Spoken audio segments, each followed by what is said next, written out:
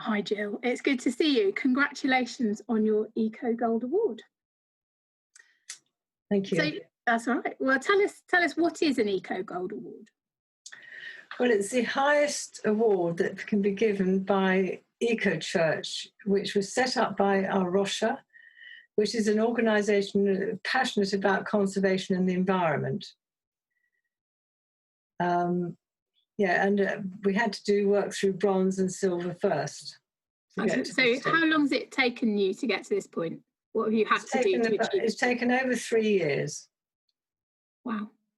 And you're only the 12th church in the whole of the country? Well, the whole of England and Wales, actually. That's amazing. Yeah. David said it was very biblical that we got in as the 12th, like the apostles. Oh, right. Yeah. And it may be that I'm not sure whether any other really rural churches have done it. I'm trying to find that out, but fantastic. I have to research the others. And did you find the process positive, the way of working through? Very positive, yes. A lot of hard work, but very positive, very enjoyable, really. And took me out into the community, meeting up with lots of people out there and working together with them. Brilliant. So what do you think the impact's been for St Mary's Church to be pursuing these Eco Church Awards? Well, I think hopefully it's impacted on the members of the congregation. I think many of them have changed the way they do things to become more environmentally friendly.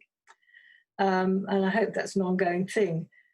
But also, I think hopefully it's broken down some of the divide between the church and the community. So hopefully us getting involved in this has shown people in the community that we do, as church people, we do care about the environment, creation. Yeah. And I think that's something they commended us on, wasn't it? Of how strong those very impressed with that. Community links were.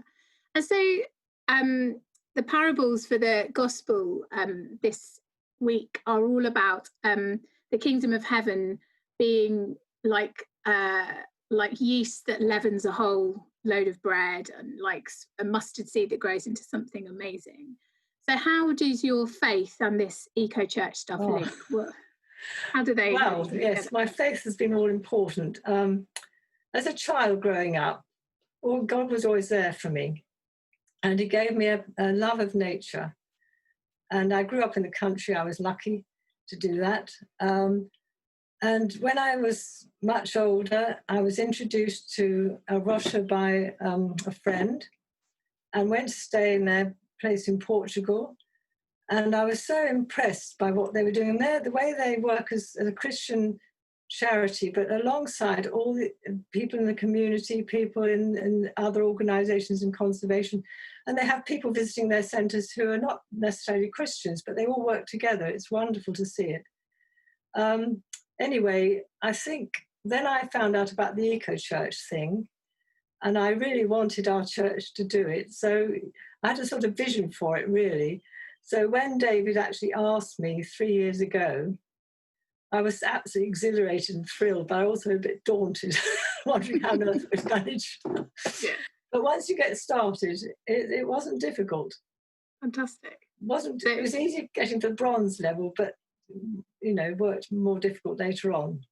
So how would you encourage other churches in our team who are not yet on their eco church journey? Because some have started already. Netherbury, I think, are well on the way, aren't they? But yes. How would you encourage other PCCs, other church members to get on board? What do they need to do? What would you say is the easy way to start? It's good to get a small group who are of like-minded people, if they can. But you really need somebody to spearhead the thing in the village churches, and just to have a desire for the environment and creation care.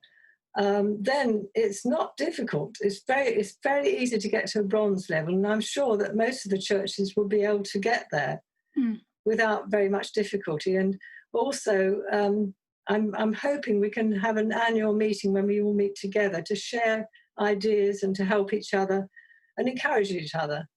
Brilliant. But we haven't managed one this year yet because of obviously the lockdown. So it's put things on hold. Fantastic. And so a final question, where next for St Mary's? where next? Well, I'm told that it's gone viral, this golden water. Ooh, exciting. Sarah, I don't know. Certainly, it's gone up to into the national sort of church sort of environment. Fantastic. Excellent. We've got a lot of work to do still. One of the things we're trying to do is to get to carbon neutral for our church by 2030, which is what the Church of England wants all the churches to do. That's a real challenge with these old buildings. And there's much more work to work with the community. We've got a roadshow planned that had again to be put off because of the virus. And hopefully happen next March. And that's really exciting because it's a town council, our eco church group, the Beaminster Area Eco Group, all joining together. So it's a real exciting thing. Fantastic. Well, thank you so much for telling us that. That's going to be really exciting for all of us to share in your joy, but also exciting for churches to think they can be part of it too. So yes, yeah. Great. Thank you, Gill. That's really kind.